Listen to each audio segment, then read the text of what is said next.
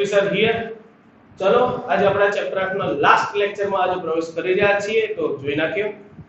Last time આપણે લેન્થેનોઇડ શ્રેણી બતાવી હતી તો ચાલુ કરીએ આજે એક્ટિનોઇડ શ્રેણી।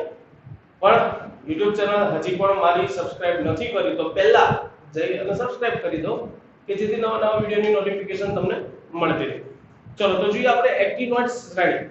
બહુ ઈઝી છે આ શ્રેણીની અંદર છે ને જનરલી ગોખણપટ્ટી વિભાગ વધારે છે અને પૂછાવાની શક્યતા ખૂબ ઓછી છે। હા આમાં એકાદો આઈએમપી પ્રશ્ન પણ આવશે હું કહીશ તમને આગળ જતા।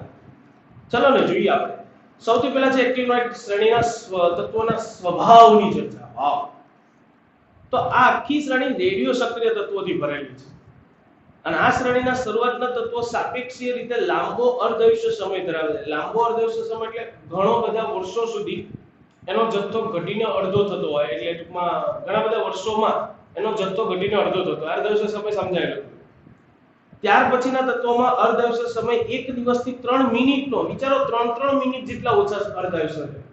એટલે પદાર્થ જે લાવ્યો હોય 1 કિલો મૂક્યો હોય 3 જ મિનિટમાં એનો જથ્થો 500 ગ્રામ, બીજી 3 મિનિટમાં 250, બીજી 3 મિનિટમાં 125 ઘટતો જ જાય।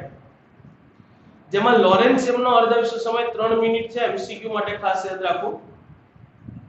શ્રેણીના તત્વો માત્ર નેનોગ્રામમાં જ બનાવી શકાય છે। આ હકીકતનો કારણ તેનો અભ્યાસ વધુ મુશ્કેલ છે। એટલે કે આ સંયોજનો એક તો રેડિયો સક્રિય છે, પૃથ્વી પર એટલા બધા પ્રમાણમાં મળતા નથી એટલા માટે એમાંથી બહુ સંયોજનો બનાવી શકાતા નથી। જો ઇન કેસ બનાવવી કરે ને તો એનો જથ્થો બહુ ઓછો હોય અને અતિશય ઓછો જથ્થો હોવાને લીધે એના એટલા બધા ગુણધર્મો ને બધું જાણીતું નથી। હંમેશા આપણે કોના વિશે વધુ જાણતા હોય જે આપણે યુઝ ટુ હોય જે રોજ ઉપયોગમાં લેતા હોય તો એના જેવું એટલા જ માટે એસ અને પી વિભાગ સૌથી વધુ એટલે તો એનો પ્રતિનિધિ તત્વો કીધા હતા। ચલો જોઈએ તમને કોષ્ટક આપ્યું છે પણ તમને બધાને ખબર છે કોષ્ટક આપણે કરવાનું થતો નથી પણ હા આમાં રહેલા તત્વોને એક વખત યાદ રાખી લેવા। એના યાદ રાખવા માટે એક આવું નાનું સૂત્ર છે એક થા પ્યુન।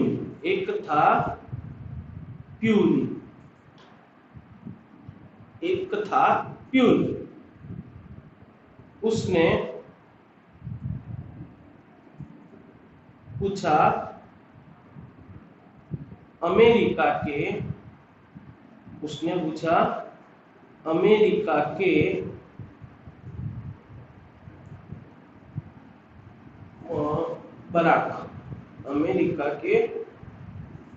बराक ओबामा હતો ને बराक ओबामा। तो एक था प्यून उसने पूछा अमेरिका के बराक से અહીં ફાર્મમાં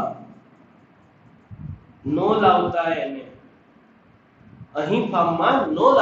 થોડું ડિજિટલ મિશ્રણ કરેલું ગયા ભાઈ આપણે હિન્દી ને ગુજરાતી ને બધું ભેગું છે પણ આ સૂત્રને યાદ રાખો તમે યાદ રાખો બાકી તમને કોઈ જનરલી આના વિશે તમારે બહુ આવશે બી નહીં એટલે બહુ ટેન્શન નથી। તત્વોના નામ જોઈ લઈએ actinium, thorium, protactinium, uranium, neptunium, plutonium, americium, curium, berkelium, californium, einsteinium, fermium, mendelevium, nobelium અને લોરેન્સિયમ આટલા તત્વો છે 14 તત્વો। ક્લિયર।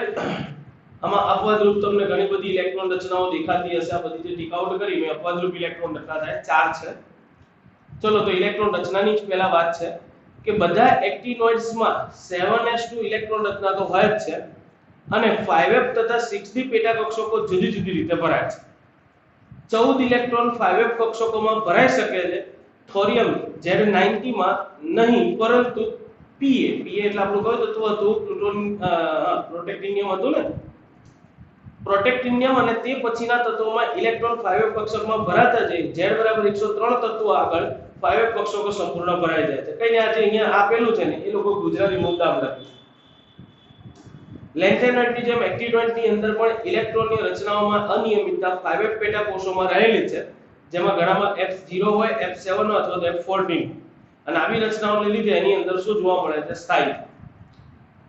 એટલા માટે જ કીધું છે કે અમેરિકિયમ અને કેલિફોર્નિયમની ઇલેક્ટ્રોનની રચના અનુક્રમે 5f7 7s2 5f7 6d1 7s2 તો જો બંનેમાં 5f7 આવે છે દેખાતું હશે બહુ ઈઝી છે। જો કે 5f કક્ષકો 4f કક્ષકોની સાથે તેમના તરંગ વિધેયના કોણીય ભાગના સંદર્ભમાં સમાનતા દર્શાવે છે જેથી 5f કક્ષકો 4f કક્ષકો જેટલા અંદરના ભાગમાં દબાયેલી હોતી નથી. એટલે 5f કક્ષક પ્રમાણમાં મોટી હોય તો પરમાણુના કદ જનરલી 4f શ્રેણી એટલે લેન્થેનોઇડ શ્રેણી કરતા થોડા કેવા હશે, વધુ હશે. એમ કેટલી બધી સંકોચન પામતી નથી. 5f કક્ષકોના ઇલેક્ટ્રોન બંધ બનવામાં વધુ પ્રમાણમાં ભાગ લઈ શકે છે, કારણ કે 5f કક્ષકો બહારની સાઈડ રહેવાના, તો બહારની સાઈડ રહે તો ઇલેક્ટ્રોન બંધ એટલે ધાત્વિય બંધ બનાવવામાં એનો ફાળો વધુ હોય છે. તો એમસીક્યુ માટે યાદ રાખવામાંથી અહીંયા કદની ચર્ચા કરી નાખીએ. એક્ટિનોઇડ સંકોચન એટલે શું? તેનું વલણ. એક્ટિનોઇડમાં લેન્થેનોઇડ્સમાં જોવા મળતા સામાન્ય વલણ જેવું જ વલણ જોવા મળે છે. શ્રેણીમાં પરમાણુઓ અથવા તો M+3 આયનોના કદ ક્રમશઃ શું થતા જાય છે? ઘટે છે. અને એક્ટિનોઇડ સંકોચન તરીકે ગણવામાં આવે છે. એટલે જે એક્ટિનોઇડ તત્વોના કદ ઘટતા જાય ને એક્ટિનોઇડ સંકોચન આપ્યું. જેમ લેન્થેનોઇડ શ્રેણીના તત્વોમાં કદ ઘટતા જતા તેને લેન્થેનોઇડ સંકોચન નામ આપ્યું. એવી જ રીતે એક્ટિનોઇડ શ્રેણીની અંદર જે કદ ઘટતા જાય છે એને એક્ટિનોઇડ સંકોચન નામ આપ્યું છે. આ સંકોચન 5f ઇલેક્ટ્રોનની નબળી શિલ્ડિંગ અસરના કારણે એક તત્વથી બીજા તત્વમાં ક્રમશઃ વધતું જાય. એટલે સંકોચન છે ને 4f કરતા 5f માં થોડું વધારે પ્રમાણમાં જોવા મળે. તો એનું રીઝન શું? તો 5f ઇલેક્ટ્રોન જે હોય એમાં નબળી શિલ્ડિંગ અસર, 4f કરતા બી 5f માં શિલ્ડિંગ અસર નબળી થઈ જાય, જેના લીધે એના કદ જે હોય એમાં ક્રમશઃ વધુ ઘટાડો થાય, જેથી એ તત્વમાં ક્રમશઃ આ વલણ જે હોય શિલ્ડિંગ અસર ઘટવાનું એ વધતું જતું. પછી એની ઓક્સિડેશન અવસ્થાની જનરલી તમને બધામાં જો 3 તો દેખાતી જશે લાઈન ટુ લાઈન, પણ થોરિયમ થી લઈને બર્કેલિયમ સુધીના તત્વોમાં તમને ઘણી બધી ઓક્સિડેશન અવસ્થા જોવા મળતી હોય છે. આ ઓક્સિડેશન અવસ્થાની વાત છે કે એક્ટિનોઇડ્સમાં ઓક્સિડેશન અવસ્થામાં મોટો ગાળો હોય છે. આંશિક રીતે તેનું કારણ 5f 60 અને 7 સ્તરોની સમતુલ્ય ઊર્જા છે. એટલે એક્ટિનોઇડ ની અંદર આ ત્રણે ત્રણ કક્ષકો વચ્ચેની ઊર્જા હોય એમાં બહુ મોટો ડિફરન્સ નથી, જેના લીધે ઊર્જા આપતા 7s દૂર થાય, પછી 5f ના પણ દૂર થઈ શકે છે. જો 5f માં ઓછા ઇલેક્ટ્રોન હોય તો 60 ના ઇલેક્ટ્રોન પણ દૂર થઈ શકે છે. એક્ટિનોઇડ્સ સામાન્ય રીતે +3 ઓક્સિડેશન અવસ્થા દર્શાવે છે. શ્રેણીના પ્રથમ અડધા ભાગના તત્વો સામાન્ય રીતે ઊંચી ઓક્સિડેશન અવસ્થાઓ દર્શાવે. મેં કીધું બર્કેલિયમ સુધી જોવા મળે છે. ઉદાહરણ તરીકે મહત્તમ ઓક્સિડેશન અવસ્થામાં થોરિયમ જેમાં +4, પછી ન્યુટ્રોનિયમ, યુરેનિયમ, નેપ્ચ્યુનિયમમાં અનુક્રમે 5, 6, 7 સુધી જોવા મળે, પરંતુ પછીના તત્વોમાં તે ઘટે. એટલે એના પછીના તત્વોમાં એટલી બધી ઊંચી ઓક્સિડેશન અવસ્થા નથી. એક્ટિનોઇડ્સ લેન્થેનોઇડ્સની જેમ +4 ઓક્સિડેશન અવસ્થા કરતા +3 ઓક્સિડેશન અવસ્થામાં વધુ સંયોજનો બનાવે. એટલે એક્ટિનોઇડ્સ લેન્થેનોઇડ્સની જેમ જ, જેમ લેન્થેનોઇડ્સ તત્વો હતા ને એલેન, એ બધા +3 વાળા સંયોજન બનાવતા હતા, એમ એક્ટિનોઇડ્સ પણ બધા +3 વાળા સંયોજનો બનાવે છે. જો કે +3 અને +4 આયનો જળ વિભાજન પામવાનું વલણ ધરાવે. એટલે +3 અને ઇનકેસ +4 વાળા બી બન્યા હોય તો એ જળ વિભાજન પામે, પાણીની અંદર તરત શું થાય? ઓગળી જાય, ડાયલ્યુટ થઈ જાય. શરૂઆતના અને પછીના એક્ટિનોઇડ્સની ઓક્સિડેશન અવસ્થાઓના વિતરણમાં એટલી બધી અનિયમિતતા અને ભિન્નતા જોવા મળે છે કે ઓક્સિડેશન અવસ્થાના સંદર્ભમાં આ તત્વોના રસાયણ વિજ્ઞાનની સમીક્ષા કરવી સંતોષકારક નથી. ઇન શોર્ટ મારો આ વિધાનનો અર્થ શું થાય કે તમે ઓક્સિડેશનના આધારે એના બધા જ ગુણધર્મો બધું ના જાણી શકો, કેમ કે થોડી જટિલતા જોવા મળે છે. ચલો તો એના સામાન્ય લક્ષણ અને લેન્થેનોઇડ સાથે સરખામણી. હવે ધ્યાન રાખજો, ઇટ્સ આઈએમપી પ્રશ્ન. અત્યાર સુધી જે ચલા એની બધામાં ખાલી એમસીક્યુ માટે યાદ રાખવા જેવા મુદ્દા હોય, ટોપિક્સ હોય યાદ રાખજો, બાકી જરૂર નથી. પ્રશ્ન મોઢે ના કરતા. એક્ટિનોઇડ્સની સામાન્ય લાક્ષણિકતા તો બધી એક્ટિનોઇડ ધાતુઓ દેખાવમાં ચાંદી જેવી લાગે છે, પરંતુ તેઓ વિભિન્ન પ્રકારના બંધારણો ધરાવે છે. એટલે બધાના બંધારણ અલગ અલગ. બંધારણીય ભિન્નતાનું કારણ તેમાં ધાત્વિય ત્રિજ્યાઓમાં અનિયમિતતા છે. એટલે એની ધાત્વિય ત્રિજ્યાઓને બધાની અલગ અલગ, એવું નહીં ક્રમશઃ ઘટતી જાય વધતી જાય, બધામાં અલગ અલગ, જે લેન્થેનોઇડ્સ કરતા ઘણી વધારે પણ છે. એટલે ધાત્વિય ત્રિજ્યા અનિયમિતતા જોવા મળે છે, જે લેન્થેનોઇડ્સ કરતા પણ કેવી છે? વધુ.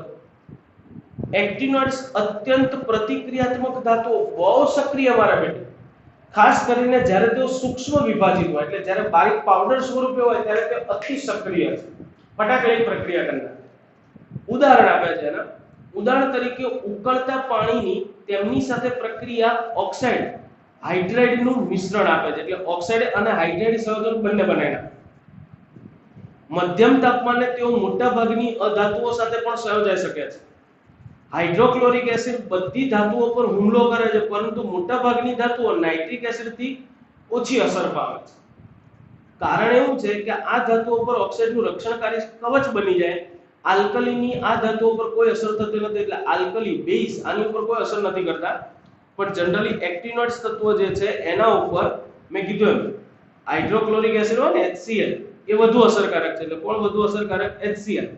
તો નાઇટ્રિક એસિડ કેમ નહીં? તો નાઇટ્રિક એસિડ આના ઉપર એટલા માટે અસરકારક નથી કે જેવું આની સાથે પ્રક્રિયા કરવા આવે તો નાઇટ્રિક એસિડ ઓક્સિડેશન કરતા છે, જેથી શું કરે, એક્ટિનોઇડ્સ તત્વો હોય એના સ્તર ઉપર પાતળું ઓક્સાઇડનું સ્તર બની જાય. અહીંયા શું બની જાય? ઓક્સાઇડનું સ્તર. અને એકવાર ઓક્સાઇડનું સ્તર બની જાય પછી એ ધાતુ આગળ પ્રક્રિયા કરી શકે નહીં. એક્ટિનોઇડ્સના ચુંબકીય ગુણધર્મો લેન્થેનોઇડ્સની સરખામણીમાં વધુ જટિલ હોય. જો કે 5f માં અયુગ્મિત ઇલેક્ટ્રોનની સંખ્યા સાથે એક્ટિનોઇડના ચુંબકીય ગ્રાહ્યતામાં ફેરફાર લગભગ એવો હોય છે જેવો લેન્થેનોઇડ્સના અનુવર્તી પરિણામોમાં હોય છે. જો આ મૂલ્યને લેન્થેનોઇડ્સમાં જો કે આ મૂલ્ય લેન્થેનોઇડ્સમાં થોડાક વધારે છે. એટલે લેન્થેનોઇડ્સ તત્વોની અંદર ચુંબકીય વલણ જોવા જાવ ને તો એક્ટિનોઇડ્સ કરતા વધુ છે. ક્લિયર? 5f માં અયુગ્મિત ઇલેક્ટ્રોનની સંખ્યા સાથે એક્ટિનોઇડ્સની ચુંબકીય ગ્રાહ્યતામાં ફેરફાર લગભગ એવો હોય કે જે લેન્થેનોઇડ્સના અનુવર્તી પરિણામોમાં હોય. એટલે લેન્થેનોઇડ્સની અંદર જેમ ચુંબકીય ગુણધર્મોમાં ફેરફાર થાય એવો જ કંઈક ફેરફાર શેમાં થાય છે? 5f માં રહેલા અયુગ્મિત ઇલેક્ટ્રોનના. એટલે લગભગ બે સિમિલર ચાલે. પણ જો કે આ મૂલ્ય લેન્થેનોઇડ્સ કરતા થોડાક વધારે છે, એટલે ફેરફાર થોડો વધારે પ્રમાણમાં થાય. શેમાં? એક્ટિનોઇડ્સ તત્વો. આગળ જઈએ. આગળ કોઈ ઈઝી વસ્તુ આપી દે કે એક્ટિનોઇડ્સમાં બાહ્ય ઇલેક્ટ્રોન બંધન માટે સરળતાથી પ્રાપ્ત છે. એનું કારણ શું? તો એક્ટિનોઇડ્સની વર્તણૂકના આધારે સાબિત થાય છે કે શરૂઆતના એક્ટિનોઇડ્સની આયનીકરણ એન્થાલ્પીના મૂલ્યો ચોક્કસ રીતે જાણીતા નથી, પરંતુ તેઓ શરૂઆતના લેન્થેનોઇડના આયનીકરણ એન્થાલ્પીના મૂલ્યો કરતા ઓછા છે. એ તો સિમ્પલ રીઝન છે યાર. આમ જોવા જાવ તો તમે આમ વિચારો ને ખાલી તો બી ખબર પડે કે આમાં બધામાં 4f કક્ષક આવે, આમાં 5f કક્ષક આવે, બરાબર? એટલે ઇલેક્ટ્રોન તો કેન્દ્રથી વધુ દૂર દાખલ થવાનો નાના કરતા, લેન્થેનોઇડ કરતા. તો બાહ્યતમ કક્ષક જે છે એ કેન્દ્રથી વધુ દૂર છે. વધુ દૂર છે એટલે કે એનો અર્થ કદ મોટા છે. જેમ કદ વધી જાય એમ તમને બધાને ખબર છે ઇલેક્ટ્રોન છૂટો પડવા માટે આપવી પડતી ઊર્જા એટલે આયનીકરણ એન્થાલ્પી શું થાય? ઘટે.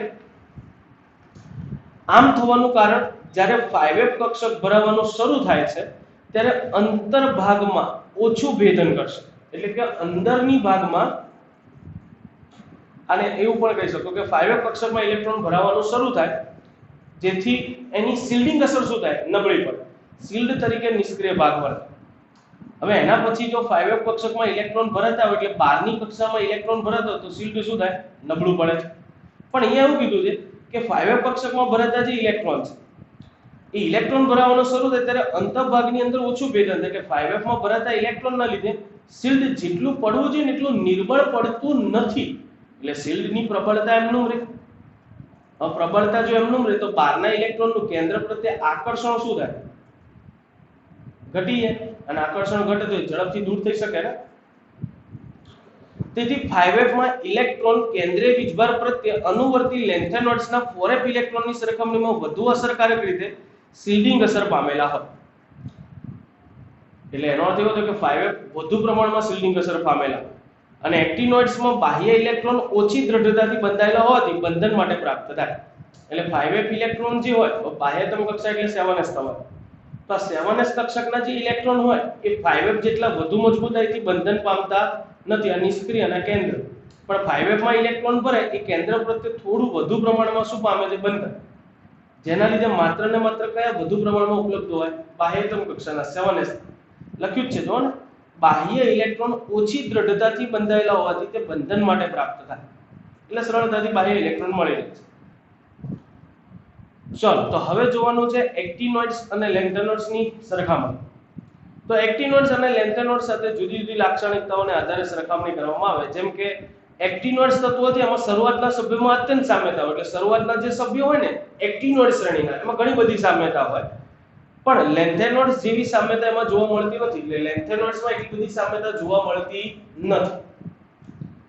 લેન્થેનોઇડ અને એક્ટિનોઇડ સંકોચનની તત્વોના આકાર પર વિશેષ અસર પડે છે અને તેથી જ અનુવર્તી આવર્તના તત્વોના ગુણધર્મો પર પણ અસર પડે છે, પરંતુ લેન્થેનોઇડ સંકોચન એક્ટિનોઇડ સંકોચન કરતા વધુ મહત્વનું ગણાય છે. એનું કારણ છે કારણ કે લેન્થેનોઇડ સંકોચનની અસર તૃતીય સંક્રાંતિ શ્રેણીના સભ્યો પર થાય, જ્યારે એક્ટિનોઇડ સંકોચનની અસર એ ચતુર્થ સંક્રાંતિ શ્રેણી પર થાય. અને ચતુર્થ સંક્રાંતિ શ્રેણી છે ને પહેલા એ અપૂર્ણ ભરાયેલી છે, હજી પૂર્ણ ભરાયેલી નથી, એટલે એના વિશે એટલી બધી બહુ માહિતી બી નથી. આપણે આખું સંક્રાંતિ તત્વો પણ એમાં ક્યાં ચતુર્થ સંક્રાંતિ શ્રેણીની વાત જ નથી કરી. કેમ? કારણ કે એમાં ઘણા બધા તત્વો હજી ઘટે છે, ઘણાના હજી સામાન્ય નામ જ છે. આપણે પેલા આપ્યા હતા ને ત્રીજા ચેપ્ટરમાં નતા હંગામી નામ આપ્યા, યુયુએ યુયુયુ ને યુયુએન ને યુયુએચ ને આવા નામ આપ્યા હતા. લેન્થેનોઇડ્સની વિપરીત એક્ટિનોઇડ્સમાં શરૂઆતના તત્વોમાં ઓક્સિડેશન અવસ્થામાં ફેરફાર દર્શાવે, જ્યારે અડધા તત્વો લેન્થેનોઇડ સાથે સામ્યતા ધરાવી સામાન્ય ઓક્સિડેશન અવસ્થા દર્શાવે. એટલે લેન્થેનોઇડ્સથી વિપરીત એક્ટિનોઇડ્સ તત્વોમાં શરૂઆતના તત્વો છે, આપણે કીધું હતું લેન્થેનોઇડમાં બધા મોટા ભાગે કઈ જોવા મળે +3, પણ એક્ટિનોઇડ્સના શરૂઆતના તત્વોમાં જે +3 +4 +5 +7 સુધી જોવા મળતું આપણે જોયું. તો અને બાકીના તત્વો છે એ લેન્થેનોઇડ જેવા છે. ક્લિયર? બસ તો સામ્યતામાં આટલું જ છે. અને પછી એના અનુપ્રયોગો એટલે ઉપયોગો કે ડી અને વિભાગના તત્વો ક્યાં ઉપયોગમાં આવે સંપૂર્ણપણે યાદ રાખવાનો ટોપિક છે. ચલો જોઈ નાખીએ. લોખંડ સ્ટીલ અત્યંત મહત્વની બાંધકામ સામગ્રીમાં લોખંડ અને સ્ટીલ, લોખંડનો ઉપયોગ કરીને સ્ટીલ બને, પણ લોખંડ અને સ્ટીલ બંને છે તો બને તો લોખંડમાંથી. લોખંડ ક્યાં આવે? ડી વિભાગ. તેમનું ઉત્પાદન આયર્ન ઓક્સાઇડ સહજનોના રિડક્શન, અશુદ્ધિઓ દૂર થવું તથા કાર્બનનું ઉમેરણ તથા ક્રોમિયમ મેંગેનીઝ અને નિકલ જેવી ધાતુઓના મિશ્રીકરણ પર આધારિત છે. સ્ટેનલેસ સ્ટીલ બનાવવાની વાત છે. તો સ્ટેનલેસ સ્ટીલ બનાવો તો આયર્નના ઓક્સાઇડોમાંથી લોખંડ મળે, લોખંડની અંદર કાર્બન ઉમેરવાનો, પછી ક્રોમિયમ મેંગેનીઝ નિકલ જુદા જુદા પ્રમાણમાં ઉમેરી જુદા જુદા પ્રકારના શું બનાવી શકાય છે? સ્ટીલ. કેટલાક સહજનોનું ઉત્પાદન વિશિષ્ટ હેતુઓ માટે કરવામાં આવે છે, જેમ કે ટિટાનિયમ ઓક્સાઇડ એ વર્ણક તરીકે, મેંગેનીઝ ડાયોક્સાઇડ સૂકી બેટરીના કોષોમાં, અને બેટરી ઉદ્યોગમાં ઝિંક, નિકલ, કેડમિયમની પણ જરૂર પડે છે. આ બધું જ આપણે ત્રીજા ચેપ્ટરની અંદર ભણીશું, ચેપ્ટર નંબર 3 માં આવશે. સમૂહ 11 ના તત્વો મૂલ્યવાન હોવાને કારણે મુદ્રા ધાતુઓ કહેવાય છે. મુદ્રા ઊંધી ધાતુઓ કહેવાય, જેમ કે બધાને ખબર છે સિલ્વર, ગોલ્ડ, બધાને ભાવ સાંભળો ખબર પડે. આ બધાની વસ્તુઓ મહત્વ તેમજ સંગ્રહ સુધી જ મર્યાદિત થઈ ગયું છે, તથા હાલમાં યુકે જે કોપર સિક્કા વાસ્તવમાં કોપરનું સ્તર ચડાવેલ સ્ટીલ છે. યુકે સિલ્વર સિક્કામાં કોપર અને નિકલની મિશ્ર ધાતુ, એટલે યુકે સિલ્વર શું છે તો એના સિક્કાઓમાં કોપર અને નિકલની શું હોય? મિશ્ર ધાતુ. ઘણી ધાતુઓ અથવા તો તેમના સહજનો રાસાયણિક ઉદ્યોગો માટે આવશ્યક ઉદ્દીપક છે, જેમ કે વેનેડિયમ પેન્ટોક્સાઇડ સલ્ફ્યુરિક એસિડના ઉત્પાદનમાં, સલ્ફર ડાયોક્સાઇડનું ઓક્સિડેશન કરવા, પછી AlCH3 થ્રાઇસ યુક્ત ટિટાનિયમ ટેટ્રાક્લોરાઇડ જે જીગ્લર નાટા ઉદ્દીપક છે. આ જીગ્લર નાટા ઉદ્દીપક આ એલ્યુમિનિયમ ટ્રાય આલ્કાઇલ એલ્યુમિનિયમ, આનું નામ થાય ટ્રાય મિથાઇલ એલ્યુમિનિયમ અને ટિટાનિયમ ટેટ્રાક્લોરાઇડ, એનું મિશ્રણ છે ને જીગ્લર અને જી નાટા, આવા બે વૈજ્ઞાનિકોએ શોધ્યું હતું, માટે એને જીગ્લર નાટા કહેવાય. જે આપણે ભણીશું ચેપ્ટર નંબર 15 પોલિમર સહજનો, પ્લાસ્ટિક ના બધું જે બને એની અંદર થાય છે. લખ્યું છે જો જીગ્લર નાટાનો ઉપયોગ પોલિથીન એના ઉત્પાદનમાં થાય છે.